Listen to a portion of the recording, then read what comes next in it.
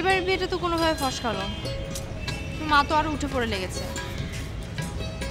শোনো না, আমাদের বাসায় না একটা রুম খালি আছে, হ্যাঁ, তোমরা সবাই মিলে যদি ওটা ভাড়া নিতে, তাহলে আমার মায়ের কাছাকাছিও থাকা হতো, চেনা পরিচিত হতো, আর মা যদি তোমাকে পছন্দ করে ফেলে তাহলে মনে করো আমাদের জন্য একটা প্লাস পয়েন্ট।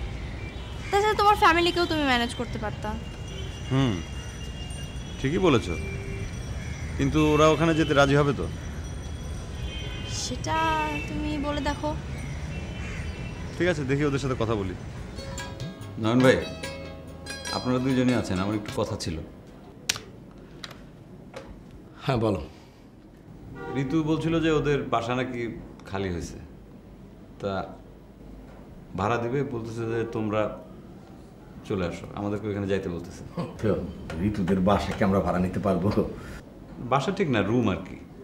তা বলতেছে তোমরা এই ম্যাচটা ছেড়ে দাও, আমাদের কাছে আসো, তাহলে হয়তো বা আম্মার সাথে দেখা সাক্ষাৎ হবে, বা হয়তো পরিচয় হলে পরে রিলেশনের কিছু ডেভেলপ হবে। কিন্তু প্রশ্ন হচ্ছে যে ওদের বাসায় কি ব্যাচেলর ভাড়া দিবে কিনা? এটা বোধহয় ঋতু ওর মাকে ম্যানেজ করবে আর কি। আমি যাব না। হ্যাঁ, তা তো তুমি যাবো না সেটা তো জানি, কারণ ওই জানলান ছেড়ে যে তুমি যাবো না সেটা তো আমরা বুঝি। কিন্তু তুমি এটা মনে করো না যে আমরা চলে গেলে তোমার এই জানলা এরকম খুলে রেখে দিয়ে যাব। ওই জানলায় যাকে বলে কি করে এটা দিয়ে ওই যে ঝালাই করে দিয়ে তারপরে যাব। ভাই ভাই নয়ন ভাই, জ্বালাই দরকার আমার বুকে মারেন, প্যারাক মারার দরকার আমার বুকে মারেন, কিন্তু ওই জায়গায় মারেন না ভাই, প্লিজ। বুঝলা তো, বুঝলা তো, তাও সে যাবে না।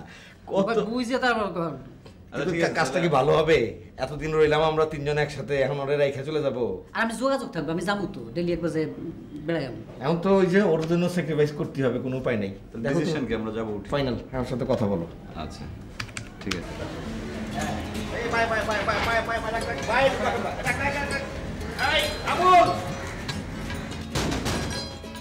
মা, আচ্ছা মা, তুমি কি এটা ঠিক করলা? বেশি ভাড়া পাওয়ার জন্য তুমি এই ব্যাচেলারদের রুম ভাড়া দিলা? আরে না, বেশি ভাড়ার জন্য না তো, ওই ছেলে দুটোকে আমার খুব পছন্দ হয়েছে। এত ভদ্র, বিনয়ী, কথাবার্তা যা ভালো না, বিশেষ করে ওই যে চাকরি করে যে ছেলেটা, দেখতে যেমন সুন্দর, কথাও খুব ভালো ছেলেটা। চাকরি করা ছেলেটা? হ্যাঁ হ্যাঁ, ওইটাই।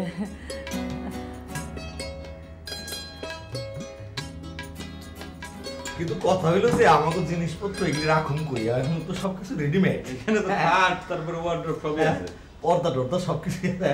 ব্যাপারটা কি, আগের ভাড়াটিয়া কি টাকা না দিয়া গেছে কেন, কি পিঠা গেছে কি? হ্যাঁ না না, এটা হচ্ছে ঋতুর এক মামা এখানে থাকতো, সে দুবাই চলে গেছে, যে কারণে এই রুমটা ভাড়া দিয়েছে বিশ্বস্ত কাউরে নিজস্ব লোকজন।